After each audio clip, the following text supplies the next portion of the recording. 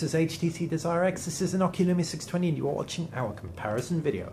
Two of our favourite phones out there, and the fact that they're both available for around 150 quid is absolutely insane. Both phones have great designs, but for very different reasons. The Lumia 620 is loud, it's fun, it comes available with a range of back covers that you can purchase separately to give it an entire new look and feel. Definitely the one for the person who's young at heart or young in the flesh. The HTC Desire X is slimmer, it's more classical, it feels really premium. Both devices do, don't get us wrong. This slips in the pocket that little bit more easily though. The screens on both devices are also great. WVGA, very similar size, very similar performance. The HTC AS pops a little bit more and has a much more superficial experience, but the clear black technology inside the Nokia Lumia 920 means it's not far behind at all. In fact, they're very, very comparable. Web browsing is great on both. Clear white LCDs produce very nice and clear whites, all in all responsive as well, so really no cause for complaints on either device.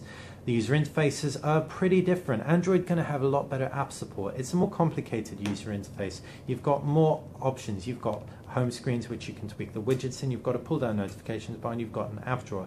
The app drawer in itself has a whole bunch of views, so you know, you're really going to be a little bit more bowled over with information if you're coming from a feature phone straight to Android. Windows Phone 8 in contrast, much simpler. 2 screens, that's it. You can pin screens, the left screen is a start menu, the right screen is all apps menu. The start menu acts as a shortcut menu. You can pin apps to your start menu very easily.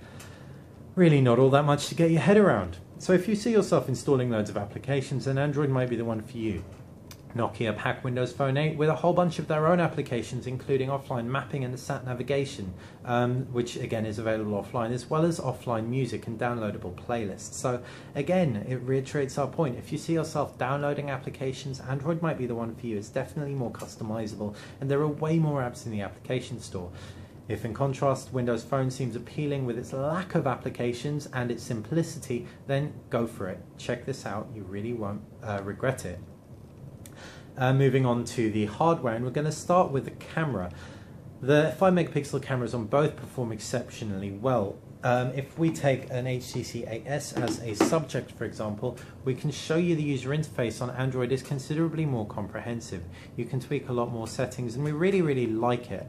Definitely prefer it to that of the Nokia Lumia 620. We can quickly focus on the 8S and take a picture, and then take the same picture on the Nokia Lumia 620, showing you the UI and the fact that it is pretty limiting in its actual features by comparison, and it's just a little bit clunkier to get your head around. And we just accidentally took a picture which we didn't mean to take, and you'll be doing that quite a bit. Both devices, though, in terms of picture quality, do perform exceptionally well. If we can see that the HTC 8S's shot was considerably more saturated and is definitely visually more pleasing. Both devices produce sharp shots. The HTC 8S again a little bit sharper, and both delivered some nice depth of field in the background. So we're really impressed on the camera front by both devices. We'd say the HTC 8S is probably a nicer one to use. It's also got this really nice ridge here, which makes one-handed use all the more appealing. So that's the camera, and the HTC 8S wins in that round. However, in terms of internals, both devices pack 1 GHz processors, so performances should be comparable, but Windows Phone 8 is such a smooth operating system, it really puts Android to shame. Android just feels a little bit clunkier and slower. That's not to say the Desire X is a clunky or slow phone, it's just by comparison to the ridiculously buttery smooth experience of Windows Phone 8. Storage-wise as well, the Nokia Lumia 620 wins out. You've got 8 GB of internal storage as opposed to 4 on the HTC Desire X. The 4 GB isn't all user available. There's only around 1.5 to 2 GB user available, though you can get a micro SD card slot for expandability, so if you want to jam your music and videos on, the Desire X and Nokia Lumia 620 should be relatively even for that one. Moving the HTC 8X out of frame, and the final point is battery life. Both will last a day. The Nokia Lumia 620 is probably a little bit worse if you're using it intensively, using that gorgeous screen, thanks to the high capacity inside the HTC Desire X.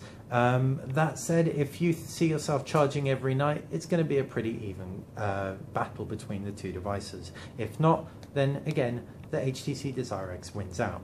All in all, which is our favorite handset? Well, we really don't feel it's right saying. If you want something simpler, if you want something that's just cleaner, and you want to be able to change the back covers, then the Nokia Lumia for you.